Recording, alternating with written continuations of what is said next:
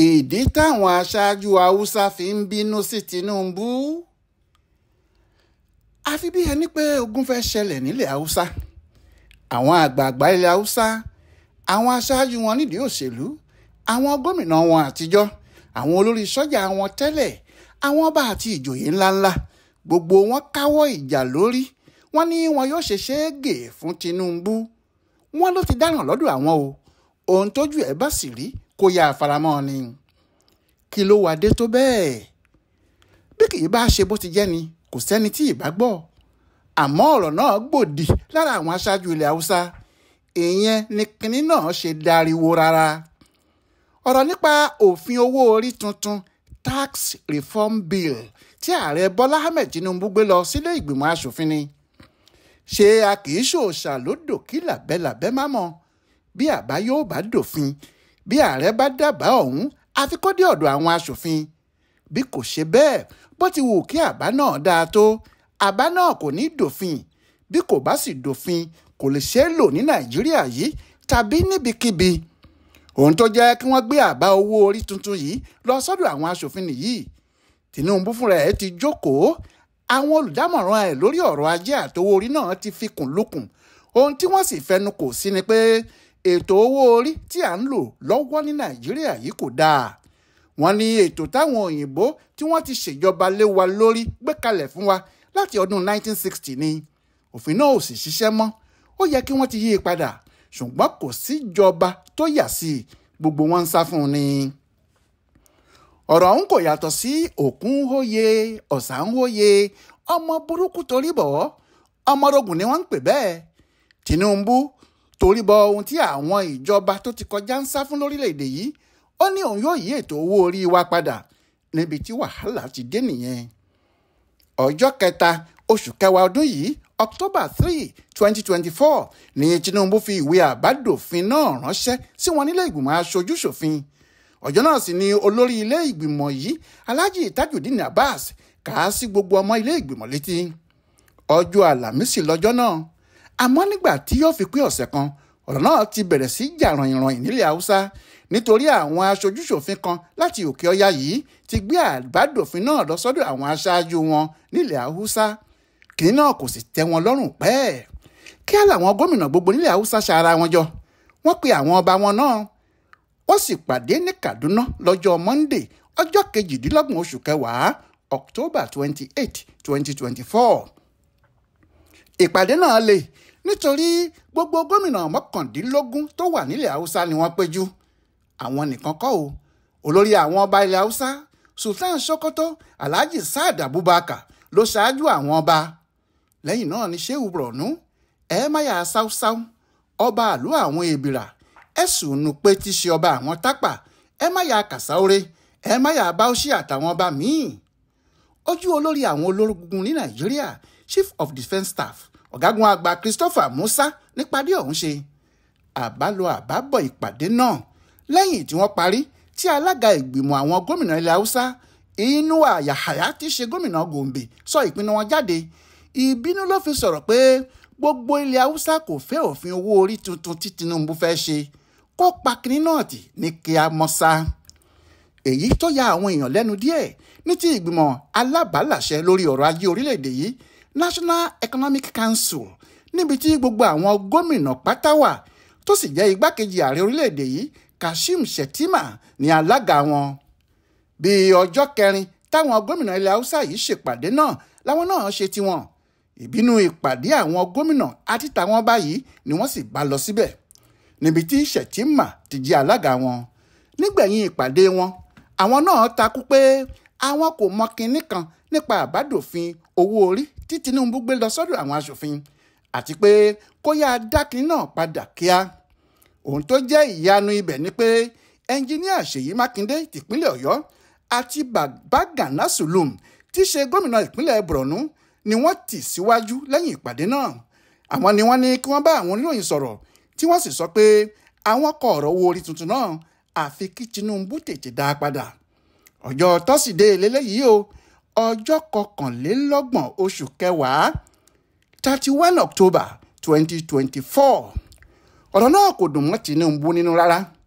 ohun tó sì fà á kojú pé Shettima ló ṣe alága ìpàdé tí wọ́n ti ní àwọn ìgbìmọ̀ yìí kò faramọ́ àbádòfin náà.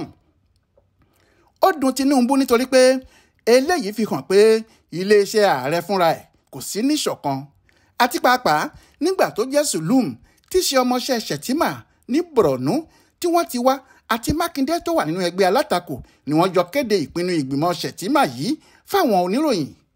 Níjọ́ kejì Tinubu náà fèsì, ó ní lóòótọ́ lòun gbọ́ ìmọ̀ràn tí wọ́n gba òun pé kóun dá òfin náà padà, àmọ́ òun gbà ní òun ò gbà. Àbádòfin náà yóò dúró sọ́dọ̀ àwọn aṣòfin títí yóò fi dòfin dandan. Ọjọ́ kìíní oṣù kọkànlá November 1, 2024 ní Tinubu kọ ọ̀rọ̀ ìgbìmọ̀ Shettima. Ó kọ sí wọn lẹ́nu tó ní kí wọ́n fi àmọ̀ràn wọn ṣe tiwọn. Èyí ni wọ́n ń sọ lọ́wọ́ nígbà tí ìgbìmọ̀ àwọn ọ̀mọ̀wé Àríwá, ìyẹn Àríwá Consultative Forum ACF ṣèpàdé wọn lógúnjọ́ oṣù kọkànlá November 20, 2024 níbi tí alága tiwọn Mama Mike Ozuman ti fìbínú gbogbo àwọn tí wọ́n jọ wà níbẹ̀ hàn. Òun ní ọ̀rọ̀ tó wà nílẹ̀ yìí kò le. Ó ní kí wọ́n jíṣẹ́ fún Tinubu pé tó bá jẹ́ ọ̀rọ̀ owó orí yìí náà ló ń bá lọ, tó bá sọ ara ìdí ìgí tẹnumọ́gi ogun, àṣẹ pé kó ti mọ̀ pé kò sáàyè fóun lásìkò ìbò ọdún 2027, kó mọ̀ pé òun kò ní ṣe sáà méjì, ẹnìkan láti ilẹ̀ Haúsá ní gbogbo àwọn yóò fà kalẹ̀, òun yóò sì di ààrẹ. Èyí ni pé wọn yóò fi ẹlòmíì rọ́pò Tinubu lásìkò ìbò 2027. Lóòótọ́ làwọn èèyàn ẹ̀ dìde, ìyẹn nínú ẹgbẹ́ ACF. Wọ́n ní àwọn ò gbà pé àwọn òǹran alága náà níṣẹ́ tó wá jẹ́ ni wọ́n bá yọ ọ́ dànù. Ṣùgbọ́n àwọn tó mọ̀ nípa ọ̀rọ̀ òṣèlú ilẹ̀ Haúsá ni wọ́n kàn fi ìyẹn ṣe bóbò fáwọn aráàlú lásán ni. Ohun tí wọ́n sọ nípàdé lálága wọn sọ jáde yẹn, wọn kò kàn fẹ́ bó ṣe gbé ọ̀rọ̀ náà síta gbangba ni. Àṣé kékeré leléyìí, nítorí nígbà tó di ọjọ́ 23 oṣù kọkànlá November 23, 2024 àwọn àgbààgbà Àríwá, ìyẹn Àríwá Elders Forum pè pàdé ńlá. Ẹgbẹ́ tiwọn yìí tún yàtọ̀ sí tàwọn gómìnà àti tàwọn ọba. Ẹgbẹ́ Àríwá níbi tí gbogbo olóṣèlú àti alágbára ilẹ̀ Haúsá pín sí ni. Òun ni wọ́n bá ṣèpàdé làwọn náà bá ní kí ló ń jẹ́ bẹ́ẹ̀. Àwọn kò fẹ́ òfin kankan tí yóò yí ọ̀rọ̀ owó orí padà. Bí wọ́n ti ń gbà á láti ayé ìjọ́sí náà ni kí wọ́n máa gbà á lọ. Bí wọ́n sì ti ń pín ni kí wọ́n máa pín. Ilẹ̀ Haúsá kò fẹ́ àyípadà kankan lórí ọ̀rọ̀ owó orí. Ango Abdullahi ló gbé ìpinnu àwọn Àríwá yìí jáde. Gbogbo ohun tó ń ṣẹlẹ̀ yìí ló jẹ́ kí àwọn aṣòfin nílé ìgbìmọ̀ aṣòfin àgbà Senate fọgbọ́n gbé àbádòfin náà jáde lọ́dọ̀ tiwọn.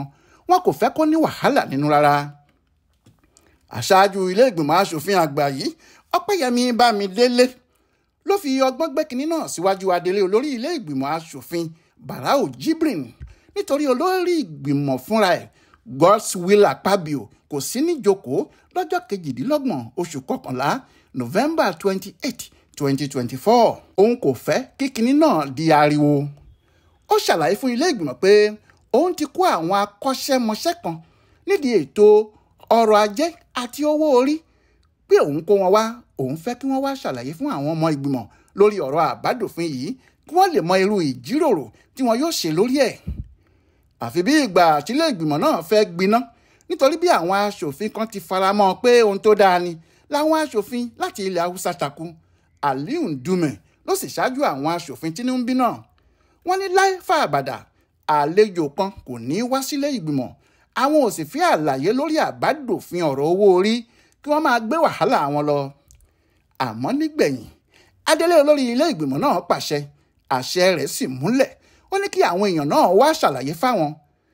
Àwọn tí wọ́n wọlé sílé ìgbìmọ̀ aṣòfin níjọ́ náà láti ṣàlàyé ní Táíwò Oyèdélé, tí í ṣe alága ìgbìmọ̀ ààrẹ lórí ọ̀rọ̀ owó orí yìí, Sack Adédèjì, olórí iléeṣẹ́ agbowó orí FIRS, àti ọ̀gá àgbà iléeṣẹ́ ètò ìṣúná Taminu Yakubu.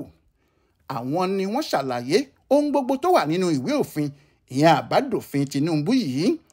Ìgbà náà ló hàn gbangba pé ọ̀pọ̀lọpọ̀ àwọn tí wọ́n ń fapá jánú lórí ọ̀rọ̀ òfin yìí kò mọ ohun tó wà níbẹ̀ rárá. Àwọn míì kò tilẹ̀ rí ìwé òfin náà, wọ́n kàn ń jà lórí asán ni. Àwọn ohun tó wà nínú àbádòfin owó orí yìí rèé, àti àwọn ọ̀nà tí wọn yóò gbà ran gbogbo ọmọ Nàìjíríà àti ìjọba ìpínlẹ̀ gbogbo lọ́wọ́. àkọ́kọ́ ni pé gbogbo ọmọ nàìjíríà tó bá jẹ owó tó ń rí lọ́dún kan kò tó ẹgbẹ̀rún lọ́nà ẹgbẹ̀rin náírà, ìyẹn 800,000 naira, tọ́hún kò lówó orí kankan tó fẹ́ san fún ìjọba. Bẹ́ẹ̀ ìyẹn ò rí bẹ́ẹ̀ lásìkò yìí o. Béèyàn ń gba ìdajì iye yìí lọ́dún, tọ̀hún yóò sanwó orí bí òfin yìí bá ti dé. Ìyẹn dọ̀rọ̀ àtijọ́ nìyẹn. Àwọn èèyàn tí wọ́n bá ní iṣẹ́ àdáni tí wọn kò pa owó tó tó 50 mílíọ̀nù náírà lọ́dún kan, 50 million naira, àwọn náà ò ní sanwó orí o. Bẹ́ẹ̀ kò rí bẹ́ẹ̀ lásìkò tá a wà yìí o. Àwọn iléeṣẹ́ kéékèèké táwọn náà kò pa 50 mílíọ̀nù lọ́dún kan, àwọn náà kò ní san. Gbogbo àwọn owó orí onírúurú tí wọ́n ń gbà, owó orí fẹ́tì ẹ̀kọ́, owó orí ọjà ti mọ́tò, táwọn nǹkan rẹ́gbẹ̀rẹ̀gbẹ̀ bẹ́ẹ̀ yóò dópin, torí wọn yóò pa gbogbo ẹ̀ pọ̀ sójú kan ni. Àwọn olówó ńláńlá lókù tí wọn yóò máa sanwó mẹ̀kúnnù, nítorí wọn yóò bẹ̀rẹ̀ sí gba owó tó tó lọ́wọ́ wọn nínú èrè rẹpẹtẹ tí wọ́n máa ń kéde pé àwọn jẹ. Iléeṣẹ́ tó bá jèrè 100 mílíọ̀nù náírà, ó gbọ́dọ̀ lè fúnjọba ní mílíọ̀nù 25 náírà. Ọ̀nà tí olówó yóò fi sanwó orí mẹ̀kúnnù nìyẹn. Bẹ́ẹ̀ lòfin tuntun yìí ṣe wí. Òfin kan tó kù tó tún ṣe pàtàkì ni bí wọn yóò ṣe pín owó tí Nàìjíríà bá pa wọlé níbi owó orí tí wọ́n ń pè ní VAT, níbi tí wàhálà sì ti dé nìyẹn. Owó orí tí wọ́n ń pè ní VAT yìí, owó tíjọba máa ń gbà lórí ọjà tí aráàlú bá rà ni. Bí ẹ bá ra ọtí, ó níye tíjọba yóò gbà lórí ẹ̀. Bí ẹ bá ra sìgá, ó níye tíjọba yóò gbà lórí ẹ̀. Bí ẹ bá ra káàdì ìpè, ó níye tíjọba yóò gbà lórí ẹ̀. Bí ẹ bá ra àwọn nǹkan èlò míì, ó níye tíjọba ń gbà lórí wọn. Bí wọ́n bá ti wá gba owó yìí tán, wọ́n yóò kó gbogbo ẹ̀ papọ̀ láti pín in ni. Àmọ́ bí wọ́n ti ń pín owó náà àtàwọn owó míì tó bá wọlé fúnjọba Nàìjíríà ni pé ìjọba àpapọ̀ ni yóò mú ìdá 60 nínú 100, 60%.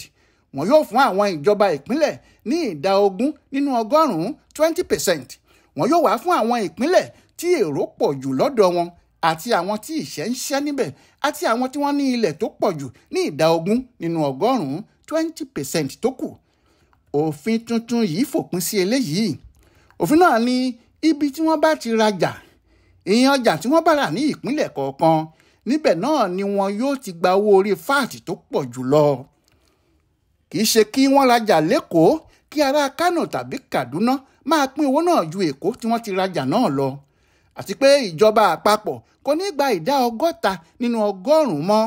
Kàkà bẹ́ẹ̀, àwọn ìpínlẹ̀ tí wọ́n ti rajà yìí níbi tí wọ́n ti gba VAT yìí wọlé ni wọn yóò kó 60% owó tí wọ́n bá pa fún. Wọn yóò kó 20% fún gbogbo ìpínlẹ̀ láti pín. Ìjọba àpapọ̀ yóò sì kó 20% tó bá kù. Ohun tí òfin yìí sọ nìyí, àmọ́ ìbínú rẹpẹtẹ ló dà nílẹ̀ Haúsá, nítorí ohun tó ti mọ́ wọn lára ni kí wọ́n gba 60%. Àpò wọn ni èyí tó pọ̀ jù nínú 60 yìí yóò sì lọ. Bẹ́ẹ̀ ni wọn ò fẹ́ kí ìpínlẹ̀ tó ń gba VAT jù pín owó ju àwọn tó kù tí wọn kò gba VAT púpọ̀ lọ. Wọ́n ní owó tí yóò wọlé fáwọn yóò dínkù, ìyà ni yóò sì fi jẹ àwọn nílẹ̀ Haúsá. Kò sí ìdí míì tí wọ́n fi ń tako òfin yìí ju ọ̀rọ̀ owó orí pínpín yìí lọ.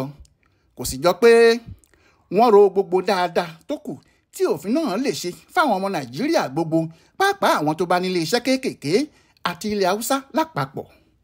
Ọ̀rọ̀ náà sì ń gbóná o, ó ń gbóná lọ́wọ́. Àwọn aṣòfin àgbà ń yẹ ìwé náà wò lọ́wọ́lọ́wọ́ lọ́dọ̀ tiwọn. Ààrẹ Tinubu sọ̀rọ̀ lọ́sẹ̀ yìí, ìyẹn lọ́jọ́ Ajé Monday, pé kò sóhun tí yóò dí òun lọ́wọ́. Àbádòfin náà yóò dòfin ṣáá ni. Bó tilẹ̀ jẹ́ pé Àtíkù Abubakar tó bá Tinubu dupò ààrẹ ní 2023 náà ní kinní náà kò dáa lásìkò yìí, tí Zulum ti ṣe gómìnà ìpínlẹ̀ Borno níbi tí igbákejì Tinubu báyìí ti wá, ti láwọn náà kò ní faramọ́. Síbẹ̀ ààrẹ wa ní bí wọ́n ju abẹ̀bẹ̀ sókè nígbà igba, ibi pẹlẹbẹ ni yóò fi lélẹ̀. Kò sí kinní kan tí yóò dá àbádòfin náà dúró, nítorí rélùwéè tó ti ṣí ni. Bí ọ̀rọ̀ náà yóò ti yọrí sí ni gbogbo ayé ṣì ń wòye títí di àsìkò ìwádìí yìí. Ọláyíwọlá Alága ló ṣe ìwádìí ìjìnlẹ̀ yìí fún bùdó àgbáyé tó ń rí sí àṣà àti ìṣe Yorùbá World Center nínú ọgbà Yunifásítì Ìbàdàn. Ẹ kú kalẹ̀.